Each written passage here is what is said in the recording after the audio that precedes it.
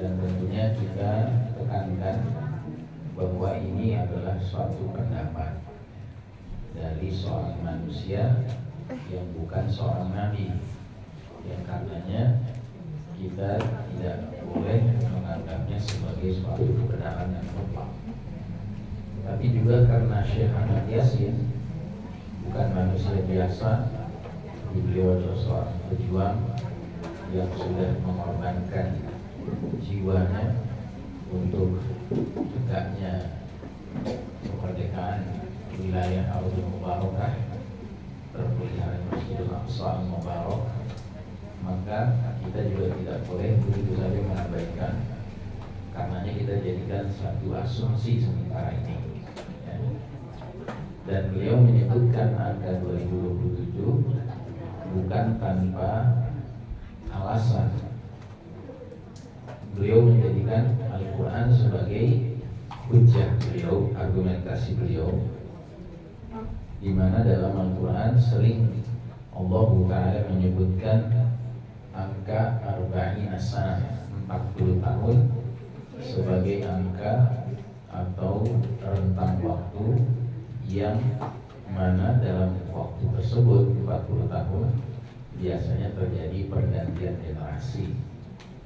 Jadi generasi Bani Israel yang dibawa oleh Nabi Musa alaihissalam menyeberangi Laut Merah, lari dari jalan Fir'aun, itu merupakan generasi yang rupanya lemah. Maka ketika diajak untuk terus masuk ke dalam negeri Palestina, mereka menolak sampai ke tingkat mengeluarkan kalimat yang tidak patut kepada Nabi Musa alaihissalam, yaitu idhab anta wa rabbuka, pergilah engkau wahai Musa berdua bersama Tuhanmu, kalian berdua perangi orang-orang yang ada di dalam negeri Palestina, biar kami nunggu saja di sini ya. Nah, ini adalah generasi yang payah yang muncul di tengah-tengah Bani Israel.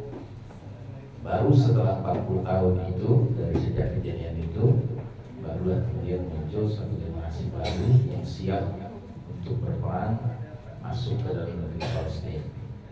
Nah, begitu juga keyakinan Ahmad Yasin bahwa ketika tahun 1947-1948 terjadi peristiwa bencana besar Nakba, yaitu pengusiran secara aniaya rakyat Palestina dari rumah-rumah mereka, bahkan dari negeri mereka, yang dilakukan dengan penuh kezaliman oleh pihak bangsa Yahudi yang asalnya berpenampilan pengungsi. Maka selama 40 tahun bangsa Palestina berada dalam kondisi yang sangat mengenaskan. Nah, 40 tahun kemudian, tahun 1987, Ahmad Yasin rahimahullah bersama beberapa kawannya mendirikan suatu organisasi bernama Hamas, yang maknanya adalah gerakan perlawanan Islam yang cita-citanya adalah mengusir penjajah Zionis Israel dari Ardul Mubarakah. Tapi beliau juga realistik. Beliau tidak merasa bahwa pada tahun itu juga 1987 otomatis akan bisa melawan dan menghancurkan Israel. Tapi beliau punya optimisme bahwa setelah 40 tahun berikutnya Hamas dikader, dicetak menjadi para pejuang di jalan Allah. Insya Allah 2027 menurut keyakinan beliau Israel akan hancur. Dan terbukti sekarang ya, kita lihat dari Ma'rokah Tufanul Aqsa yang diawali bulan Oktober tanggal 7 2023 dan sampai detik ini sudah 124 hari, Masya Allah. Kelihatan sekali bagaimana kesabaran, keteguhan, pendirian bukan saja mujahidinnya, tetapi juga bahkan rakyat Gaza-nya. Kelihatan betapa mereka mampu bertahan terus melawan keganasan pihak Zionis Israel. Nah, ini sudah kita bicarakan ya. Dan karenanya selanjutnya kita kemudian mengkaitkan dengan pandangan Dr. Al-Mubayyad rahimahullah, penulis ensiklopedia akhir zaman, yang berpendapat bahwa hadis Nabi berkaitan dengan hancurnya negara Zionis itu disebutkan dalam bentuk kekuatan aliansi muslimin Rum, muslimin Eropa Nasrani menghancurkan negara haram Zionis Israel. Dan ini kita kutip dari kitab beliau di halaman 237, di mana beliau mengatakan bahwa negara-negara Eropa imperialis yang awal mulanya menjadikan Israel menjadi satelit untuk meneruskan spirit penjajahan mereka, ternyata lama-kelamaan merubah posisi sikap mereka, karena Israel yang awalnya adalah alat malah lama-kelamaan menjadi masalah, menjadi momok bagi mereka. Dan akhirnya sangat mungkin yang awalnya baru sekitar 4 negara Eropa yang beralih dari mendukung Israel menjadi mendukung Palestina, maka sangat boleh jadi di waktu ke depan ini akan lebih banyak lagi negara-negara di Eropa yang menyatakan keberpihakannya kepada Palestina. Nah, sedangkan hadisnya sudah kita bacakan juga. Yang pertama, hadis yang menyebutkan bahwa kalian umat Islam akan mengadakan menjalin perjanjian damai dengan Eropa Nasrani, dan kalian bersama mereka akan memerangi musuh dari belakang kalian, dari belakang umat Islam. Dan aliansi muslimin Eropa Nasrani itu akan memperoleh kemenangan, mendapatkan harta rampasan perang dan selamat. Sedangkan di hadis yang kedua bunyinya mirip sekali, perbedaannya cuma bahwa Nabi mengatakan kalian berdamai dengan orang-orang Eropa Nasrani sehingga kalian bersama mereka melawan musuh di belakang mereka, di belakang Eropa Nasrani. Kalau tadi di belakang kalian, di belakang umat Islam, sekarang di belakang mereka.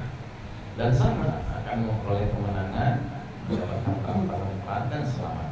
Karenanya kata Syekh Mubayyad, hadis ini jelas-jelas menggambarkan kelak kaum muslimin dan kaum Romawi Eropa Nasrani akan punya common enemy, musuh bersama.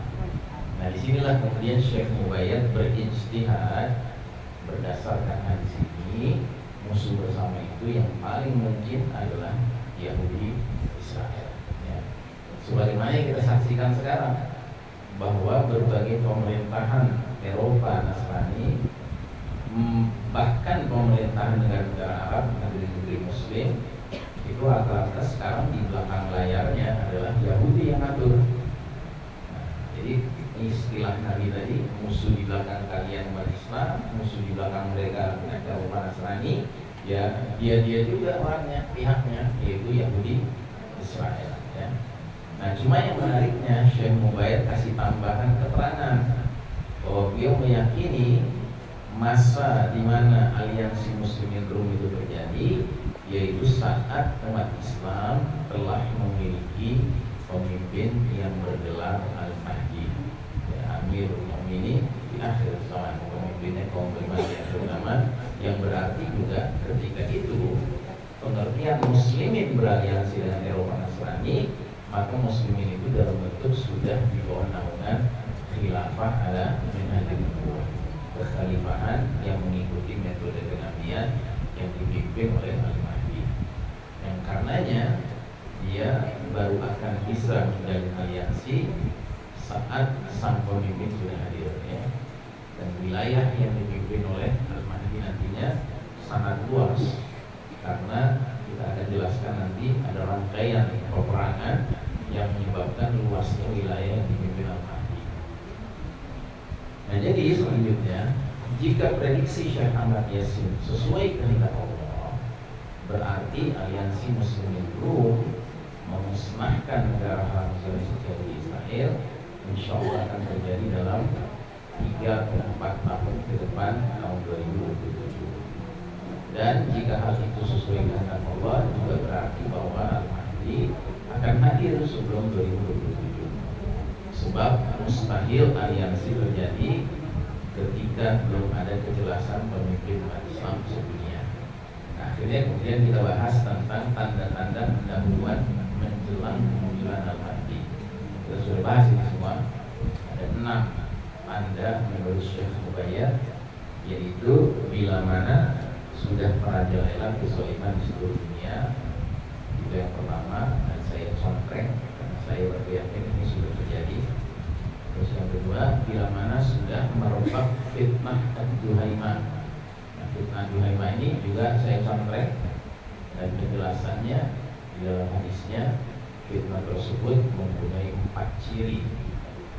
Ciri pertama, dia sifatnya global karena dia menampar umat Muhammad SAW, setiap orangnya dengan sebenar-benar tampar. Artinya skalanya skala global. Yang kedua, bahwa dia merupakan fitnah yang seolah-olah terus-menerus akan timbul tenggelam. Ketika dia timbul, terasa fitnahnya. Ketika dia tenggelam, orang sampai mengatakan, oh sudah berlalu. Ternyata dia berlangsung lagi, muncul lagi. Terus yang ketiga, ya, ketika fitnah Duhaimah itu merebak, ada fenomena pagi orang beriman, sore dia menjadi kafir. Itu namanya fenomena kemurtadan, ya. Orang terlibat dalam dosa yang paling mengkhawatirkan, yaitu dosa pembatal keimanan.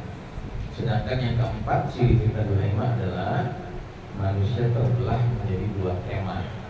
Kemah iman tanpa munafikan dan kemah munafik tanpa keimanan. Dan kata Nabi, apabila sudah seperti itu keadaan kalian, jadi 4 poin ini sudah muncul, maka kalian tunggulah Dajjal pada hari itu atau esok harinya. Sedangkan kita tahu kalau Dajjal sudah dekat waktu kemunculannya, ya pastinya Al-Mahdi lebih dekat lagi, karena Al-Mahdi itu muncul sebelum Dajjal keluar, ya. Nah, sedangkan fitnah Duhaimah itu sudah kita bicarakan juga, mencakup beberapa kemungkinan penafsiran. Pertama, bisa jadi dia penafsirannya adalah kegiatan pesta demokrasi di berbagai negeri di dunia, bisa sekali 4 tahun, bisa sekali 5 tahun, ya, dan seterusnya. Yang kedua, bisa juga bermakna proyek global war on terror, perang global terhadap teror yang tidak lain maknanya terhadap Islam. Sama yang ketiga, bisa jadi juga fitnah Duhaimah itu mencakup peristiwa global pandemi kemarin, ya, wabah yang dirancang sebenarnya bukan wabah natural yang berlangsung secara global, secara dunia. Nah, ini juga termasuk kita juga kuat boleh jadi sudah berlangsung fitnah Duhaimah itu dan sedang berlangsung. Kemudian yang ketiga, terbunuhnya nafsun zakiyah, terbunuhnya sosok yang memiliki jiwa yang suci. Kita tidak bisa memastikan siapa itu sosok yang berjiwa suci, ya. Tetapi ada beberapa, ya, penafsiran, dugaan apakah itu Abu Ubaidah, ya. Bahkan ada satu penafsiran lain lagi, jangan-jangan nafsun zakiyah itu bukan satu sosok, tapi sekian sosok. Dan dalam hal ini yang dimaksud adalah anak-anak yang tidak berdosa dari masyarakat Gaza, itu nafsun zakiyah. Karena hadisnya jelas-jelas mengatakan bila dia terbunuh, maka yang terjadi adalah kemurkaan segenap penghuni langit dan penghuni bumi. Kita sangat sadar bagaimana marahnya masyarakat dunia menyaksikan pembantaian terhadap anak-anak yang tidak berdosa di Gaza, ya. Allahu a'lam bishawab. Terus yang keempat, termasuk tanda menjelang Al-Mahdi muncul, akan berlangsung peristiwa-peristiwa alami yang besar, khususnya di langit, ya, berupa tanda-tanda di langit, ya. Lalu yang kelima, dan ini belum terjadi tentunya, peristiwa alami yang besar ini, cuma ada beberapa berita yang kita terima bahwa seperti tanggal 8 Februari besok ini akan ada hujan meteor, ya, akan terjadi. Tapi ya nantilah kita lihat. Yang kelima, Taifah Mansurah dan kerja kerasnya. Nabi bersabda, senantiasa akan ada satu kelompok dari kalangan umatku yang tegak dan menang di atas hak, di atas kebenaran. Orang yang menelantarkan mereka tidak dapat memberi mereka bahaya sampai datang Abdullah perintah Allah. Sedangkan mereka tetap dalam keadaan demikian itu. Nah, kita lihat ini juga pantas dikontrek karena setidak-tidaknya ada dua kelompok umat Islam yang memiliki ciri seperti ini. Yang pertama adalah para mujahidin Afghanistan dengan gigih dan gagah berani mampu melawan, mengusir kekuatan adidaya blok timur Uni Soviet dan akhirnya juga bahkan kekuatan militer negara adidaya blok barat Amerika Serikat. Ya, dua-duanya bercokol tidak sebentar di Afghanistan, tetapi ujung-ujungnya terusir. Nah, begitu juga dengan mujahidin di Gaza, Palestina, yang diinisiasikan oleh gerakan Hamas dan Brigade Al-Qassam, yang juga sampai hari ini pihak negara Arab Zionis Israel, tentaranya, militernya tidak sanggup mengalahkan mereka. Malah yang ada mereka terus dikalahkan. Sudah 1000 tank-tank militer Israel hancur. Padahal setiap satu tank hancur di dalamnya ada 10 tentara Zionis. Berarti kalau 1000 tank sudah berapa? Sudah 10.000 tewas ya. Tapi mereka tidak mau mengakui karena jahil, menjaga image. Nah, yang keenam yang belum terjadi tapi juga merupakan tanda yang dalam Al-Mahdi muncul, yakni munculnya gunung emas di Sungai Yufrat dan berdatangannya para pencinta dunia, tentunya dari militer orang kafir yang berebut untuk mendapatkan emas tersebut. Yang kata Nabi, setiap 100 orang terbunuhlah 99 orang. Setiap masing-masing mereka berkata kepada dirinya sendiri, barangkali aku yang menjadi orang yang selamat itu. Bahkan dalam hadis yang lain, Nabi jelas-jelas melarang umat Islam untuk ikut serta dalam perebutan emas tersebut. Nah, sekarang kita bahas sebuah perang akhir zamannya. Jadi kalau kita buat kronologinya, perang di akhir zaman itu bisa kita bagi ke dalam dua kelompok besar.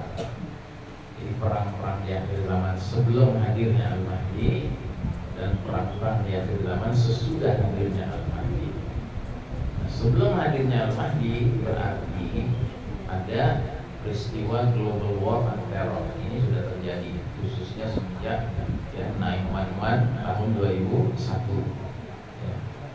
Terus yang kedua, Taifah Mansurah bermunculan khususnya di dua tempat, yaitu di Afghanistan dan di Palestina. Bahkan kalau kita telusuri lebih ke belakang lagi, yang terjadi di Afghanistan ini sudah tahun 1980-an. Begitu juga Tufanul Aqsa di Palestina, itu kan diawali dari Intifadah tahun 1987 yang awal mulanya cuma pemuda-pemuda Palestina, remaja-remaja Palestina yang menggunakan ketapel dan batu ya. Sederhana sekali senjata mereka. Tapi karena kegigihan mereka ya, dari waktu ke waktu perlawanannya itu sampai memiliki senjata-senjata yang semakin canggih, bahkan sekarang sudah bisa menghancurkan tank ya. Mungkin Anda masih ingat Intifada itu sempat ada operasi-operasi yang disebut dengan istishhadiyah ya, jadi operasi-operasi berupa anak muda pakai ransel masuk dalam bus-bus Israel ya, semua penumpang orang Israel 40 orang, 50 orang, lalu di dalam bus itu dia ledakan bom ya, sekaligus tentunya dirinya juga mendapatkan kematian diharapkan syahid. Dan itu adalah operasi militer yang dilakukan melalui musyawarah para ulama di Palestina. Jadi ulama sudah memfatwakan bahwa operasi istishhadiyah itu nilainya sama dengan mati syahid ya. Dan tentunya kita tidak bisa menyamakan di semua tempat boleh melakukan hal seperti itu ya. Kalau di sana memang jelas-jelas penjajahnya nyata kafir, Zionis, Yahudi ya. Sehingga diharapkan di setiap operasi-operasi istishhadiyah itu ya, menimbulkan kerugian sebesar-besarnya bagi pihak musuh dari pihak muslimin, kalaupun ada merugi, itu pun merugi tanda kutip, dengan satu orang yang diharapkan matinya bukan mati sia-sia tapi mati syahid, karena nggak ada pilihan lain, ya, nggak ada cara lain untuk menyadarkan pihak penjajah yang pongah ini, yang arogan ini, untuk menghentikan tindakan mereka menjajah terus-menerus, ya. Nah, yang ketiga yang belum terjadi adalah munculnya gunung emas di Sungai Yufrat, ya, yang mana ini akan menimbulkan perang kaum kafir memperebutkan emas, ya. Nah, setelah itu maka Al-Mahdi muncul. Nah, di masa Al-Mahdi memimpin umat Islam, setidak-tidaknya kita mencatat ada 5 peperangan yang akan terjadi. Pertama, penaklukan Jazirah Arab. Yang kedua, penaklukan Persia. Hadisnya sebagai berikut. Nabi bersabda, "Taghzuna jaziratal arabi fayaftahuhullah." Kalian akan perangi Jazirah Arab, lalu Allah taklukkan. Ya, maksudnya taklukkan Jazirah Arab untuk kalian. Jazirah Arab kalau kita lihat sekarang terdiri dari banyak negara. Sudah barang tentu yang paling luas wilayahnya adalah negara Arab Saudi, kerajaan Arab Saudi. Tapi ada negara-negara lain, ada Yaman, ada Oman, ada Qatar, ada Kuwait, ada Uni Arab Emirat, ya, ada Bahrain, ya. Ini semua masuk ke dalam lingkup semenanjung Arab atau Jazirah Arab. Jadi ini akan menjadi perang pertama yang dipimpin oleh Al-Mahdi. Al-Mahdi akan memerangi Jazirah Arab. Negeri-negeri tersebut dibebaskan oleh Al-Mahdi dari kepemimpinan Mulkan Jabriyahnya masing-masing. Dan saya menduga kuat bahwa pembebasan Jazirah Arab ini tidak akan berlangsung lama. Kenapa? Karena tentara-tentara dari berbagai angkatan bersenjata negara-negara di Jazirah Arab, mereka pun tahu kan tentang Al-Mahdi. Sehingga ketika Al-Mahdi muncul, boleh jadi sebagian personel angkatan bersenjata negara-negara tersebut langsung gabung sama Al-Mahdi, nggak mau nurut lagi sama Mulkan Jabriyah memimpin mereka, karena sudah jelas di sini ada pimpinan kaum muslimin. Nah, jadi boleh jadi bahkan mungkin ada negara-negara misalnya Qatar gitu kan langsung saja menyatakan loyalitasnya kepada Al-Mahdi, nggak perlu diperangi. Karena munculnya Al-Mahdi ini kan memang dinanti-nantikan oleh umat Islam, kecuali mereka-mereka yang mengaku muslim tapi sudah menjadi sedemikian loyalnya kepada kaum kafir barat sehingga terhadap Al-Mahdi mereka pun percaya dengan media massa barat yang mengatakan Al-Mahdi itu teroris, ya. Nah, tapi mereka-mereka yang masih lurus, masih lempeng, yang masih ikhlas dalam beribadah, di dalam mengharapkan keridhaan Allah, boleh jadi mereka akan segera bergabung dengan Al-Mahdi. Karenanya penaklukan Jazirah Arab ini sangat boleh jadi berlangsung cukup cepat. Nah, setelah itu Nabi bersabda, "Tsumma Farisa fayaftahuhullah." Kemudian kalian perangi Persia, lalu Allah taklukkan untuk kalian. Persia ini negara Iran. Nah, Iran ini dia punya akidah yang berbeda dengan kita. Akidahnya Rafidhah, ya. Nah, boleh jadi ini agak keras ini pertempurannya. Tetapi juga pasukan Al-Mahdi akan dapat bantuan dari mana? Dari Ahlus Sunnah yang selama ini tertindas di wilayah Iran. Jadi perlu diketahui bahwa di Iran sendiri sebenarnya sampai hari ini itu ada pasukan-pasukan Ahlus Sunnah yang mereka itu sebenarnya memberontak kepada pemerintahan Syiah Rafidhah Iran, ya. Nah, boleh jadi mereka akan segera, ya, tentunya bergabung dengan Al-Mahdi dan mereka tahu bagaimana caranya menaklukkan dari dalam wilayah Persia ini. Ini juga saya kira tidak akan berlangsung lama. Nah, kata Nabi selanjutnya, kalian akan perangi Rum dan Allah taklukkan Rum itu untuk kalian. Nah, tapi di sini ada catatan. Sebelum memerangi Rum, terjadi dulu aliansi Muslimin dengan Rum menghancurkan Israel. Ya, masih ingat ibu-ibu tadi hadisnya? Bahwasanya Muslimin akan menjalin perjanjian damai dengan Rum, melawan musuh bersama. Nah, itu terjadi sebelum akhirnya kaum Muslimin memerangi Rum. Nah, kenapa kok diperangi Rumnya? Karena terjadi pecah kongsi, gitu. Jadi lanjutan hadisnya adalah setelah menang dapat hak rampasan perang kemudian selamat, lanjutan hadisnya berbunyi, kemudian kalian akan pulang hingga singgah di sebuah padang rumput perbukitan di Tulul. Lantas seorang laki-laki dari kalangan orang-orang Nasrani, berarti salah satu tentara Rum, mengangkat salib tinggi-tinggi. Lalu dia berkata, salib telah menang. Ya, jadi aliansi Muslimin Rum mengalahkan Israel, tapi ketika sudah kalah pihak Israelnya, seorang tentara Romawi mengklaim gitu, yang menang nih salib. Gitu. Maka seorang laki-laki dari kalangan Muslimin marah, lantas memukulnya. Nah, pada saat itulah bangsa Romawi mengkhianati perjanjian dan menghimpun, mengkonsolidasi kekuatan untuk melancarkan pertempuran. Sedangkan di hadis yang satunya lagi bunyinya, kemudian kalian akan berkemah di padang rumput berbukit-bukit, dan seorang lelaki dari Romawi akan berdiri dan berseru, salib telah menang. Kemudian seorang laki-laki Muslim berteriak, akan tetapi Allah lah yang telah memenangkannya. Ya, itulah ciri khasnya pasukan Islam. Pasukan Islam itu nggak pernah menganggap bahwa kemenangan itu semata-mata dari kekuatan diri mereka sendiri, tapi dari Allah. Gitu. Nah, sedangkan tentara salib, tentara Nasrani menganggap salib yang telah memenangkan. Ini sendiri udah satu kekacauan berpikir ya. Salib bisa berbuat apa sih? Ya, cuma benda doang gitu. Tapi Allah itu kan Al-Hayyul Qayyum, yang maha hidup dan maha tegak. Ya. Jadi tentara Muslim teriak membantah statement itu. Akan tetapi Allah lah yang telah memenangkan. Balillahu walad, ya, itu bahasa Arabnya begitu. Nah, tidak jauh dari situ seorang pria Muslim akan datang dan mematahkan salib tadi. Jadi salib yang diangkat tinggi-tinggi itu dipatahkan sama seorang tentara Muslim. Dan Romawi akan bangkit melawan orang yang mematahkan salib mereka. Mereka akan memenggal kepala si Muslim, dan kaum muslimin akan bangkit meraih senjata mereka dan berperang. Dan Allah memuliakan kelompok muslimin itu dengan mati syahid. Lalu tentara-tentara Romawi itu mendatangi raja mereka, Raja Romawi, entah siapa waktu itu, dan mereka akan berkata, sudah cukup Arab bagimu. Artinya udah cukuplah kita aliansi sama mereka, sekarang kita batalin aja udah perjanjian sama mereka. Akhirnya Romawi berkonsolidasi, menghimpun kekuatan untuk berperang. Maka mereka akan datang dengan 80 panji, 80 bendera, 12.000 personel di bawah setiap panjinya, di bawah setiap benderanya. Jadi kalau 80 kita kalikan 12.000 berapa bu?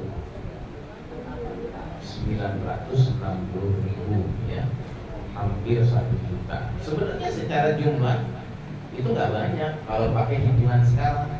Ya. Hitungan sekarang Indonesia saja angkatan bersenjatanya dari berbagai angkatan itu di total 500.000. Cuma satu bendera. Nah, mereka 80 bendera, tiap benderanya 12.000. Itu nggak banyak sebenarnya. Tapi karena perang yang akan terjadi itu dalam kondisi sudah tidak ada teknologi canggih, sebenarnya jumlah segitu itu besar. Begitu. Ya. Nah, jadi inilah yang kemudian dikenal sebagai Malhamah Kubro, perang besar antara muslimin melawan Rum Nasrani, melawan Eropa Nasrani.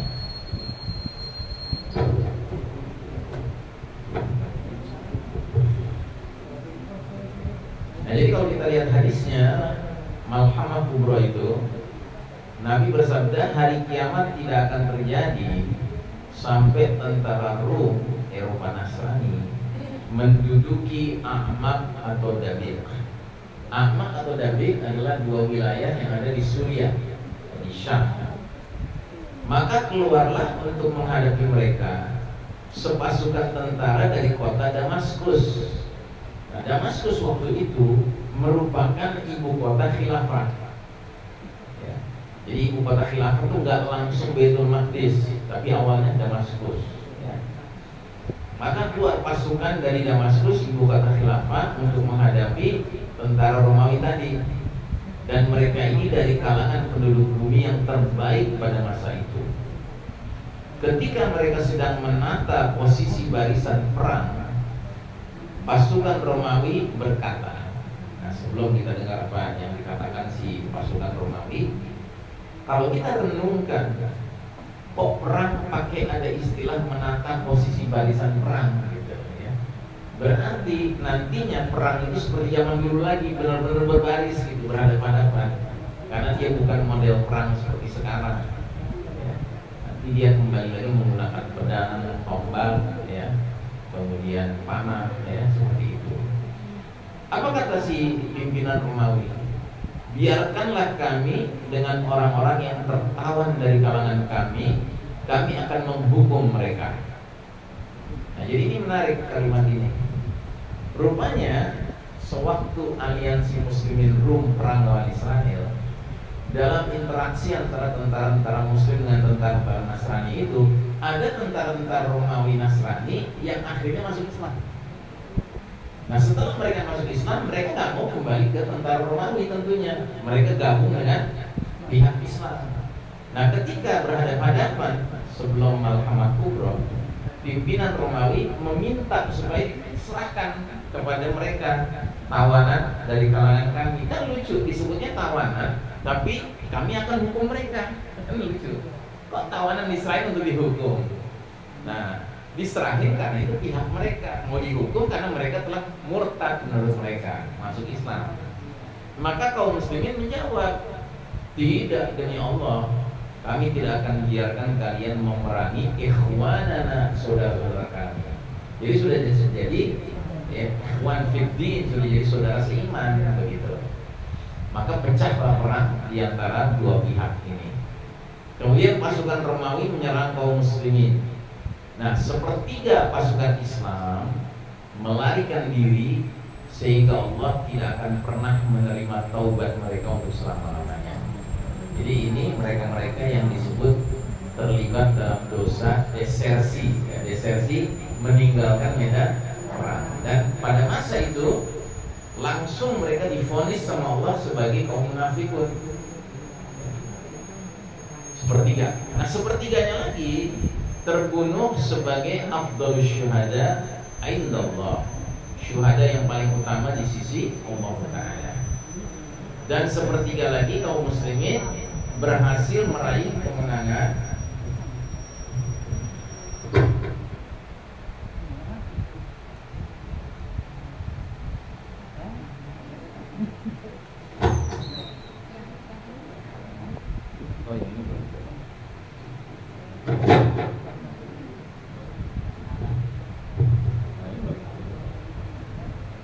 sedangkan sepertiga yang melarikan diri tidak, syahid tidak, maka mereka ini akan memperoleh kemenangan.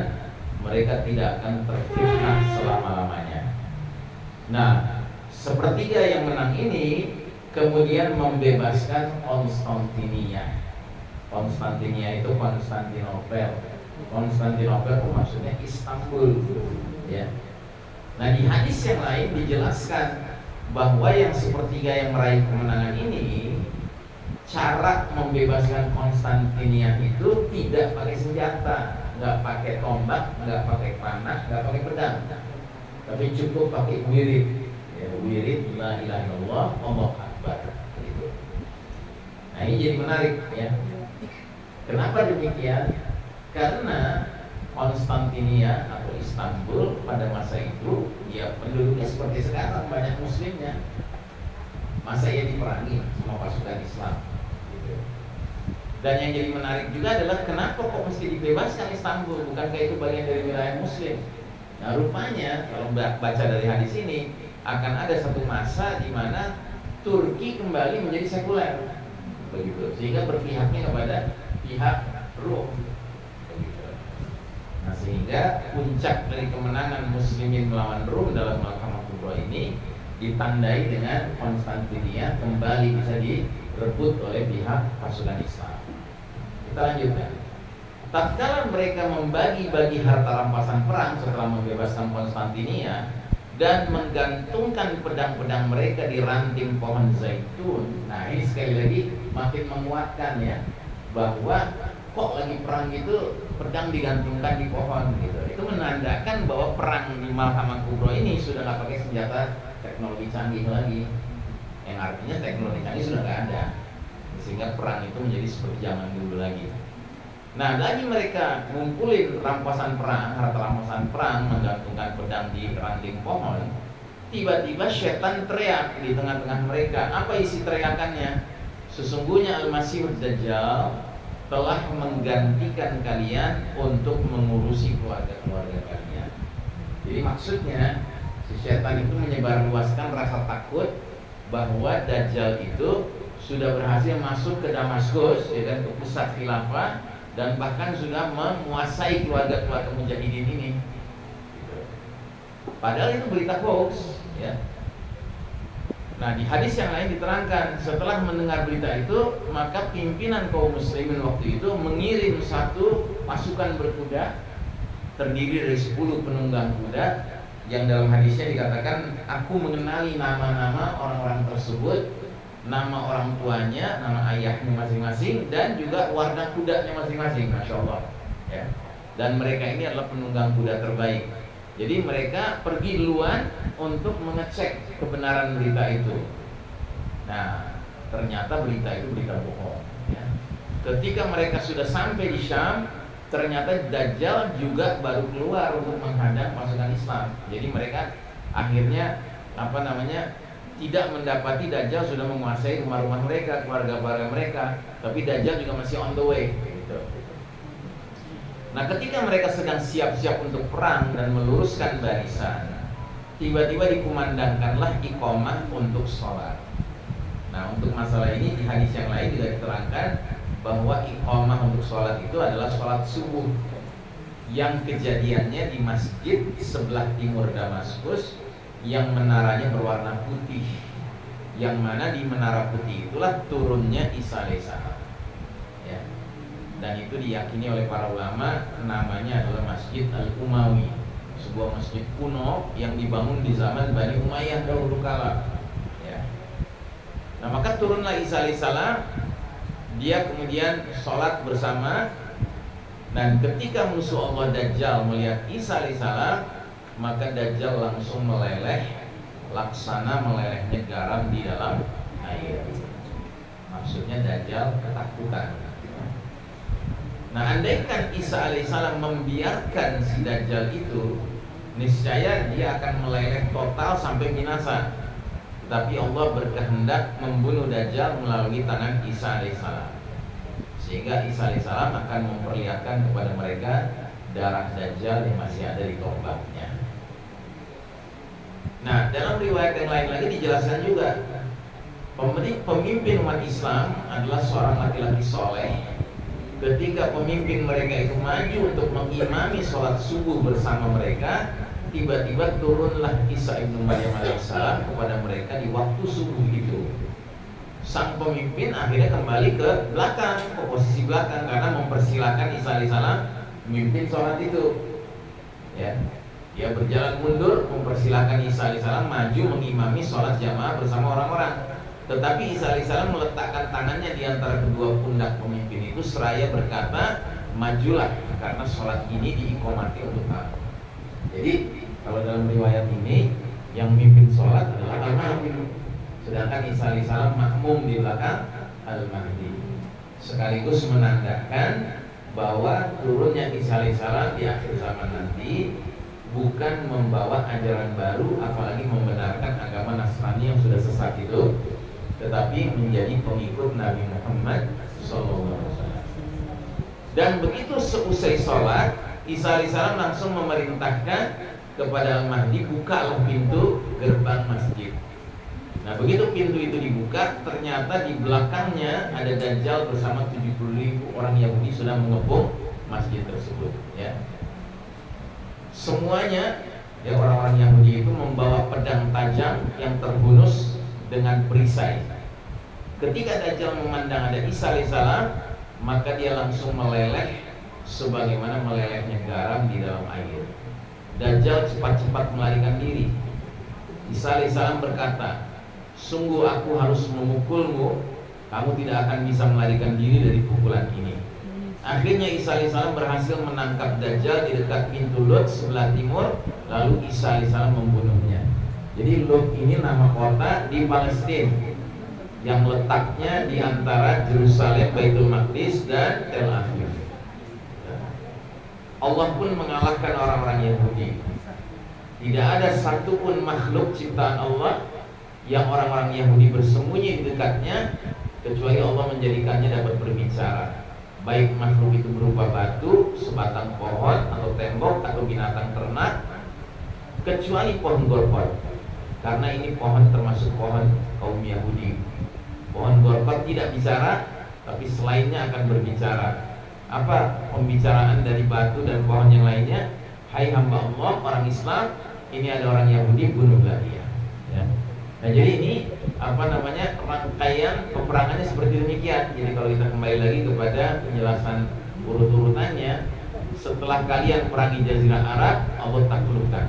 Kalian perangi Persia, Allah taklukkan. Terus kalian perangi Israel dengan aliansi sama Muslimin, sama Eropa Nasrani, sehingga ya Allah berikan kemenangan. Terus yang ketiga, kalian perangi Rom, ya, dalam perang Malhamah Kubra tadi. Dan terakhir sekaligus adalah kemudian kalian perangi Dajjal, lalu Allah taklukkan.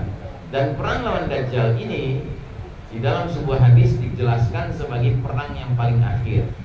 La tazalu ta'ifatun min ummati yuqatiluna 'alal haqqi zahirina 'ala man nawa'ahum hatta yuqatila akhiruhum al-masih ad-dajjal. Selalu akan ada satu kelompok dari umatku yang berperang di atas al-haq, kebenaran. Mereka menang terhadap siapapun yang menentang mereka, sampai yang paling akhir dari mereka memerangi al-masih ad-dajjal. Jadi perang lawan Dajjal itu perang yang paling akhir, ya. Ya, nggak lama setelah itu dunia akan meraih kondisi damai sekian waktu. Nah, tapi kemudian Allah Ta'ala akan menghembuskan angin lembut untuk mencabut ruh orang-orang beriman, sehingga ketika sudah tersisa hanya orang-orang jahat saja, maka Allah Ta'ala akan wafatkan orang-orang beriman itu. Orang-orang jahat itulah yang mengalami peristiwa kiamat. Baik, saya kira ini selesai pembahasan kita, ya. Dan kalau kita simpulkan, hadis Gorkot ini berarti terjadi di dua tempat, ya, dua perang. Yang pertama perang Muslimin dengan Eropa Nasrani melawan Israel, musuh bersama.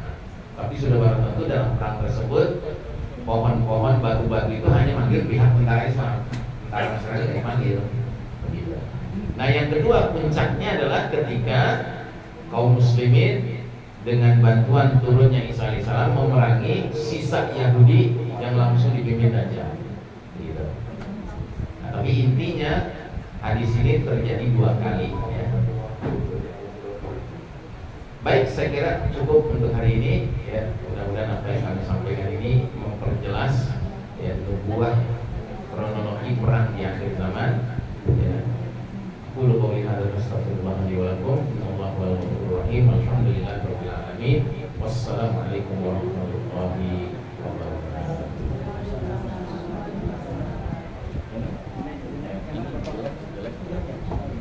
Kecil kok.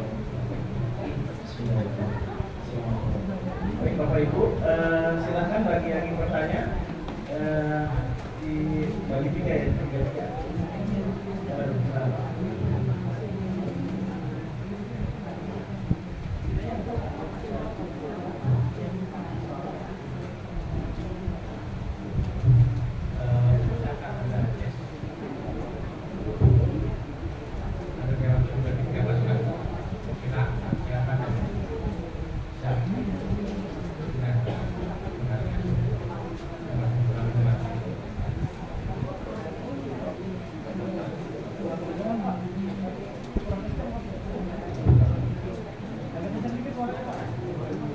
Saya pernah baca hadis pasukan akhir zaman itu ada 3 pasukan, Yaman, Irak, dan Syam.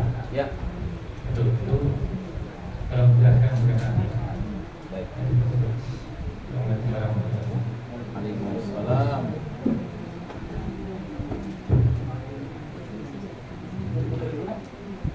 Boleh. Ibu ada yang mau bertanya? Terima dulu pertanyaannya. 2 orang lagi. Tidak ada ibu-ibu. Gak apa, ada lagi. Sementara dia dulu, ya. Belum ada Pak. Ya, bismillahirrahmanirrahim. Saya ulangi pertanyaannya, mungkin ada yang nggak mendengar. Tadi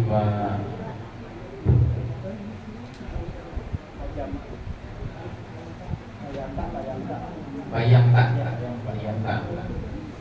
Yamta bertanya, beliau pernah mendengar ada hadis yang menerangkan bahwa di akhir zaman akan muncul 3 pasukan, satu di Irak, satu di Syam, satu di Yaman. Ya, ini benar. Jadi hadis ini yang meriwayatkannya adalah seorang sahabat bernama Abdullah bin Hawalah. Ya, waktu itu Nabi bersabda, kelak ketika khilafah sudah berdiri di Syam, kata Nabi, akan ada jundun di Syam, jundun bil Irak, wa jundun bil Yaman. Akan ada ya pasukan di Syam, akan ada pasukan di Irak dan pasukan di Yaman. Ya.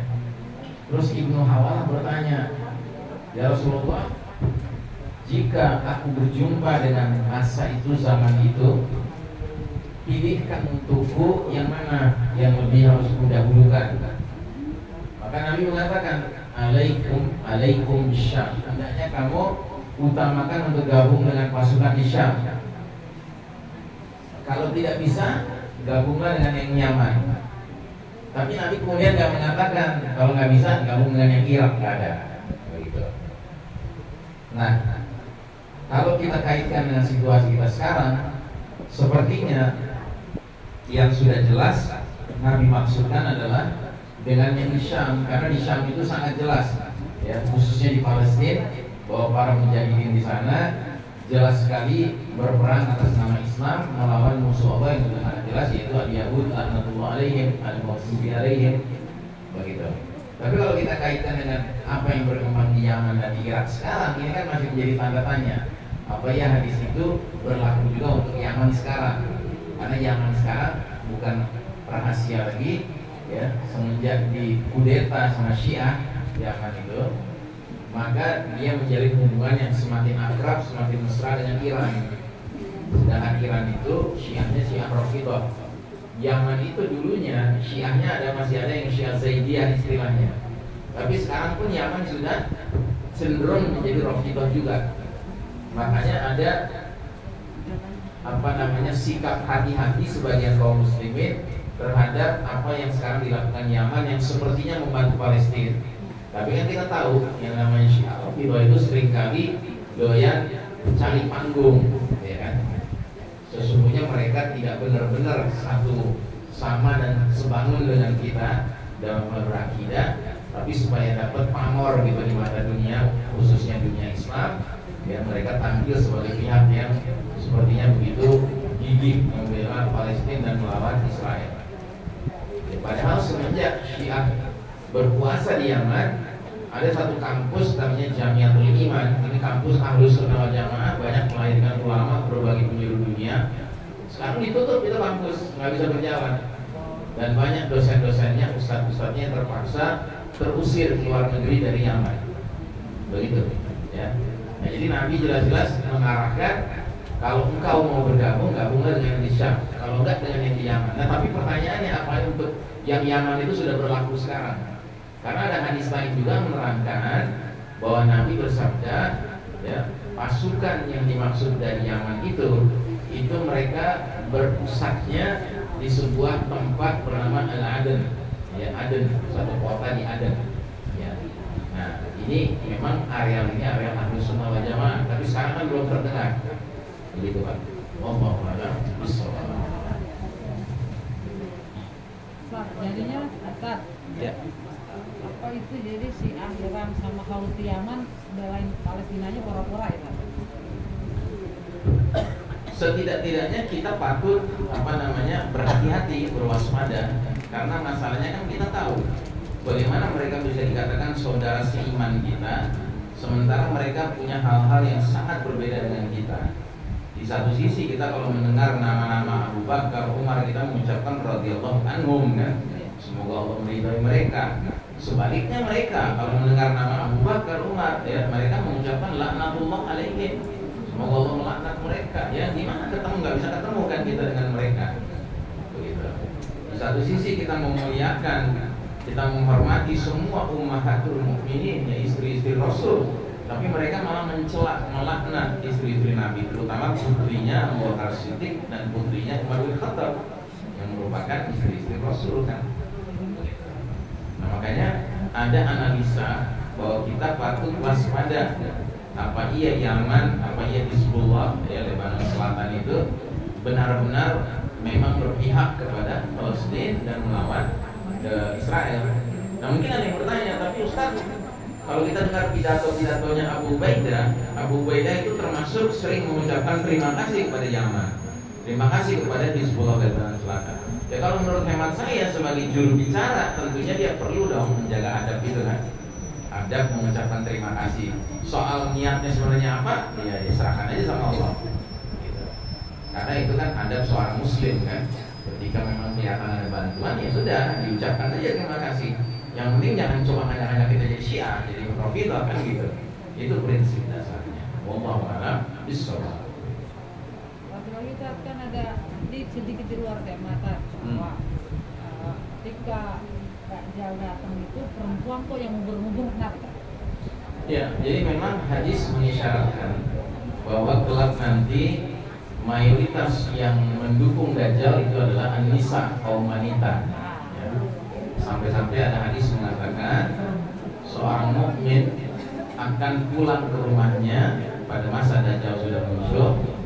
Dia akan ikat istrinya, dia akan ikat emaknya, ibu kandungnya, dia akan ikat bibinya, dia akan ikat anak putrinya agar tidak keluar rumah, karena dikhawatirkan kalau mereka keluar rumah langsung akan masuk dalam pelukan fitnahnya Dajjal.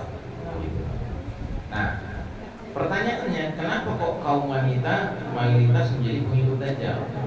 Karena memang bukan rahasia lagi, Dajjal ini punya 1001 ya, tipu daya, 1001 sihir ya.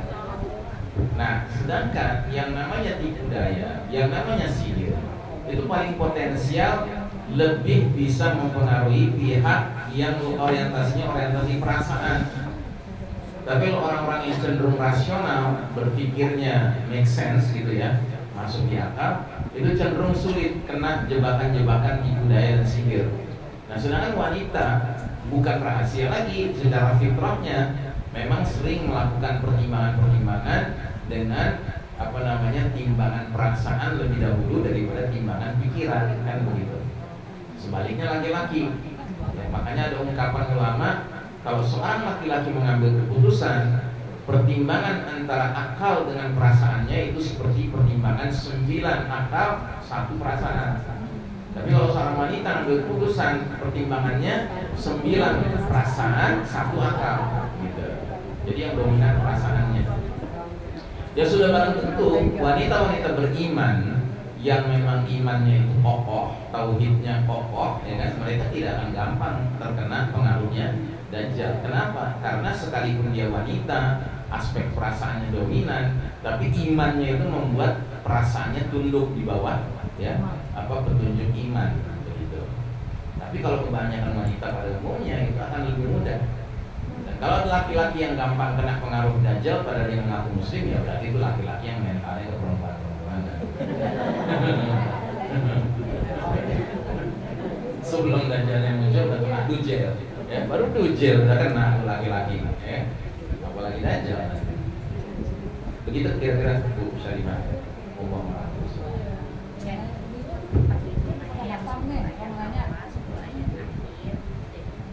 Oh ya, yang ini saya ingatkan oleh istri saya. Karenanya marilah kita mulai mengkoleksi ya perbekalan untuk jika Allah takdirkan kita harus ketemu Dajjal, kita sudah punya senjatanya. Nah, di antara senjatanya itu adalah hadis Nabi yang bersabda, "Man hafidha asyra ayatin min awwali suratil kahfi usima min fitnatid Dajjal." Barang siapa menghafal 10 ayat awal surat Al-Kahfi, niscaya dia akan diselamatkan Allah dari fitnah Dajjal. Dan hadis ini berlaku juga untuk 10 ayat akhir dari surat Al-Kahfi. Silahkan hafalkan 10 ayat pertama dan 10 ayat akhir dari surat Al-Kahfi. Alangkah baiknya kalau kita sedang membaca wirid-wirid pagi atau wirid sore, ya kita baca 10 ayat itu. Kalau wirid pagi baca 10 ayat awal, wirid sore baca 10 ayat terakhir dari surat Al-Kahfi. Karena itu termasuk jaminan dari Nabi agar seseorang itu terlindungi dari fitnah ad-dajjal. Allah Akbar. Itu perlindungan dari dajjal ya. Ada lagi nggak yang mau bertanya? Masih ada kesempatan? Oh ya, silakan. Salim. Assalamualaikum warahmatullahi wabarakatuh. Waalaikumsalam. Tadi menurut hadis bahwa Yahudi akan memusuhi umat Islam. Apakah itu keseluruhan atau ada sebagian yang kecil yang tidak memusuhi Islam? Tapi kan terkait sekarang ini yang terjadi itu ada Yahudi yang disebut di Korea Kata itu menolak Zionis itu. Itu aja Pak. Assalamualaikum warahmatullahi wabarakatuh. Ya memang semenjak terjadinya perang Banu Aqsa, demo-demo pro Palestina di negara-negara barat, bahkan termasuk di salah satu negara kota besar di Amerika Serikat yang bernama New York, ya, itu biasanya para orang-orang Yahudi yang anti Zionis itu ikut dalam demo tersebut, ya, dan mereka termasuk memberikan orasi. Mereka seringkali mengeluarkan pernyataan-pernyataan bahwa negara Israel yang Zionis ini sebenarnya negara yang mengatasnamakan Yahudi tapi sebenarnya tidak mengerti, ya, nilai-nilai Yahudi, ya, sebab pimpinan-pimpinan negara Zionis Israel ini mayoritas mereka adalah orang-orang sekuler, orang-orang ateis begitu, ya kan? Nah cuma yang jadi masalah kan begini, Yahudi yang sekalipun menolak Zionisme, kalaulah mereka itu benar-benar objektif di dalam bersikap, semestinya mereka berlompatan masuk Islam. Kenapa? Karena itulah sikap yang dicontohkan oleh salah seorang rabi mereka, rabi Yahudi di zaman Nabi Muhammad SAW. Dalam hal ini Abdullah bin Salam, ya kan? Abdullah bin Salam itu pemuka agama Yahudi yang ada di Madinah. Ketika Nabi Muhammad SAW hijrah dari Mekah ke Madinah, Abdullah bin Salam ini termasuk orang yang menanti-nanti kedatangan Muhammad SAW, dan dia menduga kuat mungkin inilah Nabi akhir zaman yang dinanti-nantikan dan yang dijelaskan dalam Taurat, begitu. Nah, cuman dia nggak serta-merta masuk Islam. Dia minta waktu khusus ketemu dengan Nabi Muhammad SAW. Nah, ketika sudah ketemu 4 mata, dia mengajukan 3 pertanyaan yang dia tahu jawabannya apa. Cuman dia ingin tahu dari mulut Muhammad kira-kira dia tahu nggak jawabannya apa. Ternyata dijawab sama Nabi kita dengan jawaban yang tepat 3-tiganya itu. Langsung dia mengucapkan 2 kalimat syahadat. Nah jadi Yahudi yang anti Zionis sekarang, anti negara Israel yang genosida sekarang ini, oke lah mereka bagus gitu sikapnya sehingga pro Palestina. Cuma yang jadi pertanyaan, kenapa mereka biarkan diri mereka dalam keyahudiannya? Karena nggak sedikit juga orang-orang Yahudi sekarang, bahkan tadinya dia mantan tentara IDF, itu yang setelah dia sadar, dia nggak mau lagi mendukung negara Zionis Israel, dia bahkan masuk Islam. Ada yang seperti itu. Dan kenapa kita harus waspada, tetap waspada? Karena ada juga logika berpikir Yahudi yang mereka itu nggak peduli ada nggak ada negara Israel, itu nggak peduli ya. Tapi sebenarnya yang dia nanti-nantikan datangnya Dajjal. Dan kalau Dajjal sudah muncul nanti, dia tetap juga akan ada di barisan Dajjal membantai kaum muslimin, ngerti kan? Jadi seolah-olah mereka belum mau menampilkan sikap doyan membantai kaum muslimin selagi pimpinannya belum ada. Nah jadi kita nggak bisa membedakan kan pada akhirnya. Nah yang ideal kalau memang kita ketemu Yahudi, atau takdirkan kita ketemu Yahudi yang anti Zionisme, anti Israel, ya kita sampaikan aja sama dia, aslim taslam, masuklah Islam engkau, niscaya kau akan selamat dunia akhirat. Syukur-syukur dia mau masuk, kan rezeki buat kita. Ya. Alhamdulillah. Ya. Belum tentu siapa? Mas Alif. Mas Alif, belum tentu Mas Alif itu anti Bani Israel, siapa tahu saya juga gitu. Karena menurut beritanya di Sumatera Utara itu dulu sudah banyak orang-orang Bani Israel yang dibawa sama penguasa-penguasa Mesir, nyari barus itu kan, kapur barus, ya kan? Untuk apa? Untuk mumi apa namanya, yang ribuan tahun lalu itu untuk mengawetkan jasad-jasad para pejabat-pejabat tinggi negara Mesir, begitu. Dan akhirnya mereka beranak pinak di situ. Ya. Jadi nggak tahu, bisa jadi ada darah Bani Israel juga saya. Jadi asik kita berdarah Bani Israel, masih Islam, kita nanti perangi mereka, nyari mereka di belakang bor-bor. Ya. Baik, Bapak Ibu masih ada, silakan. Oh ya, silakan Pak Zul.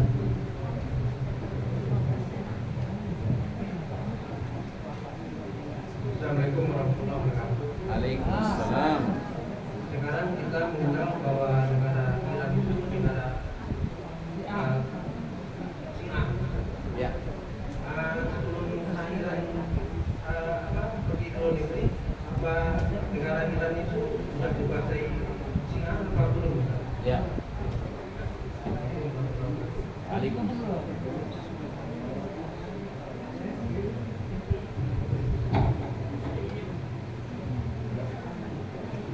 Jadi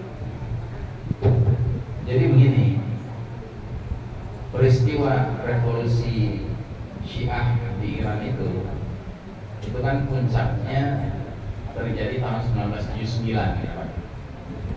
Dan memang salah satu kejadian besar yang menandakan berubahnya Iran dari sebelumnya dengan sesudahnya adalah terusirnya Syah Iran Reza Pahlavi itu kan, dia terusir gitu dengan keluarganya semua gitu.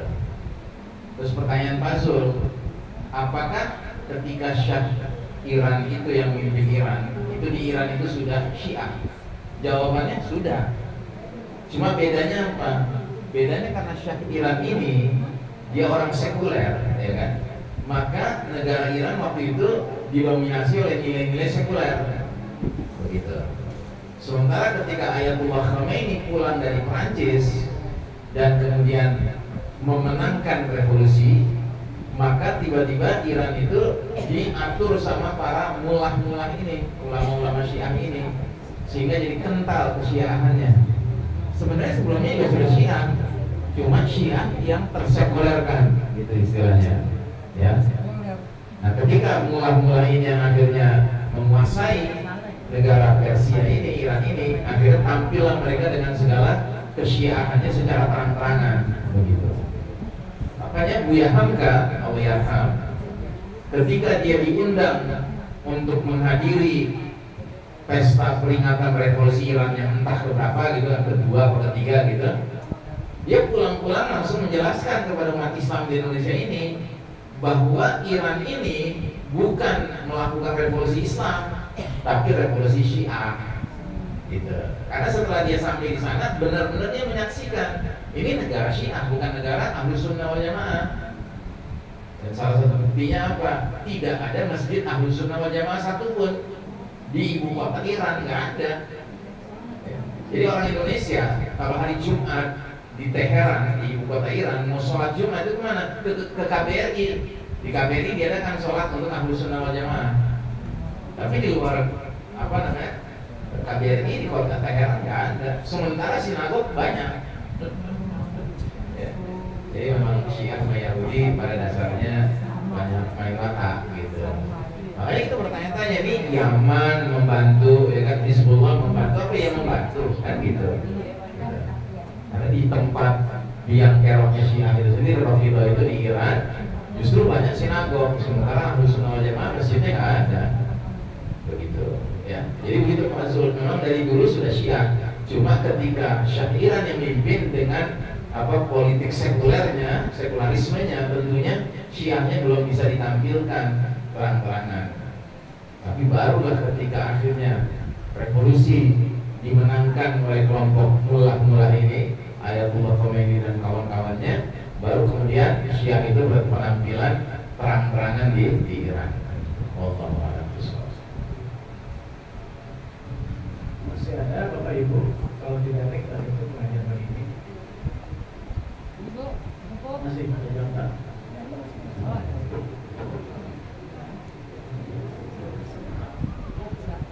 untuk kelompok 70.000 golongan yang bantu Dajjal dari mana? Maaf apa? 70.000 pasukan yang akan bantu Dajjal. Iya ya, oke.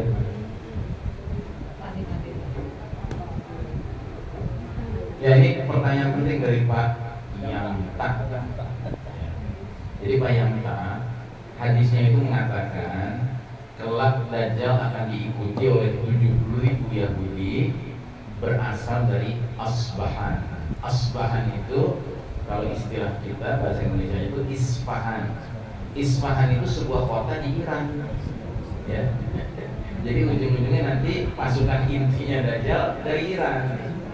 Makanya makin menguatkan ya kita punya tesis bahwa sesungguhnya ya, yang namanya Rafidhah itu malah justru ujung-ujungnya adalah pendukung Dajjal. Dan kalau kita perhatikan tulisan-tulisan ulama-ulama Syiah Rafidhah tentang Al-Mahdi ya, justru Al-Mahdi itu ciri-cirinya, Al-Mahdinya mereka itu ciri-cirinya kayak Dajjal.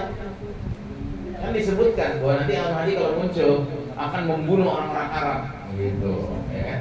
Itu versinya Syiah begitu. Al-Mahdi nanti kalau muncul semua orang Arab akan dibunuh. Dan Al-Mahdi itu nanti akan menghidupkan dari kuburan Abu Bakar dan Umar, dihidupkan kembali untuk apa? Disiksa sampai mati. Jadi justru logika-logika Al-Mahdinya mereka itu cocok untuk logika Dajjalnya kita. Begitu. Karena Dajjal kan juga nanti punya atraksi seolah-olah bisa menghidupkan orang yang sudah mati. Wallahu a'lam. Sudah ya, Bapak Ibu, selanjutnya penyampaian. Kalau ada pertanyaan, sudah.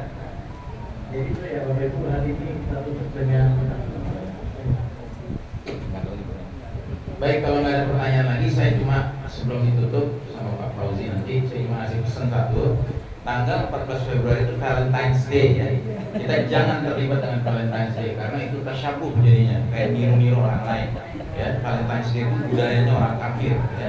Gak pantas kita terlibat dengan Valentine's Day. Itu saja pesan saya. Ya, jazakumullah khairan. Kita langsung tutup saja dengan doa kafaratul majlis. Subhanakallahumma wa bihamdika asyhadu an la ilaha illa anta astaghfiruka wa atubu ilaik. Walhamdulillahirabbil alamin. Wassalamualaikum warahmatullahi wabarakatuh.